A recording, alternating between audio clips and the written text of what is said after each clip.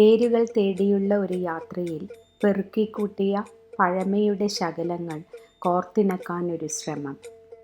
അഴികളും കൊളുത്തുകളും ഇല്ലാതെ വിശാലമായി തുറന്നിട്ട ജാലകപ്പാളിയും ഇടുങ്ങിയ ഗോവണിപ്പടികളും ഭസ്മക്കൊട്ടയും വാതിലുകളിലെ തഴുതും അഴികളും പൂർവപിതാമഹന്മാർ കളംപാട്ടിന് ശ്രുതിമീട്ടാൻ ഉപയോഗിച്ചിരുന്ന നന്ദുണിയും അയലുകളിൽ ഞാത്തിയിട്ട പട്ടും അരമണികളും ആവണപ്പലകയും കാവിലെ ചിത്രകൂട കല്ലുകളും തട്ടിട്ട നടുമുറിയിൽ മരപ്പാളികൾ കൊണ്ട് തീർത്ത മച്ചിനുള്ളിൽ കുടികൊള്ളുന്ന ഭുവനേശ്വരിയും വാളും പട്ടും എല്ലാം കൗതുകത്തോടെ അതിലേറെ ബഹുമാനത്തോടെ നിരീക്ഷിക്കുമ്പോഴും എവിടെ നിന്നൊക്കെയോ ആരൊക്കെയോ എന്തൊക്കെയോ കാതിൽ വിളിച്ചോതുന്നില്ലേ എന്നത് വെറും തോന്നൽ മാത്രമായിരുന്നു.